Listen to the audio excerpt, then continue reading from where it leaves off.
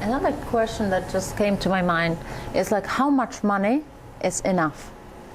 Oh, yeah. And for some people, making $3,000 a month and just sustaining their family and being balanced in all areas, having great friends, great family, healthy children, and having to be able to provide for them is going to be enough. For some people, triple salary is going to be enough.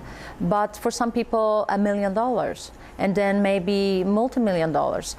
It's not really how much money we have, but how well we manage the money that we do have.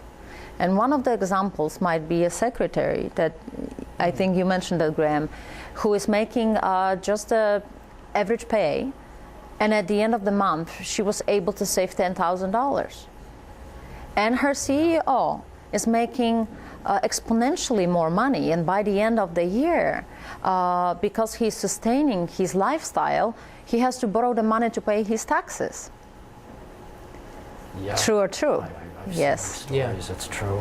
So it's also about how we manage the money that we do have. It's very important, because I know a lot of millionaires who are darn broke because they engage in a lifestyle that is higher than the amount. Well, that speaks to the treadmill that you often hear people talking about. You mentioned that earlier. You know, you can either be trapped in the consumer mindset, where the more money you make, the more money you spend, and you can get into that cycle, and there is no end to it. You know, if you really talk to people who have successfully developed huge amounts of wealth, they talk about, and most of them, and apart from a few people who are really out there, most of them are just normal people. You wouldn't know. You know, they don't particularly dress up in the most expensive clothing. They don't drive the most expensive car. They keep their means well within in the finances, and their value is actually on building wealth. That it's not about what do you want to do with the money, it's actually about the money. And if you really want to develop any kind of serious wealth, you actually have to develop a value on money itself. And otherwise you're going to spend it on whatever is important to you. So at some point you have to value money to be able to really accumulate money.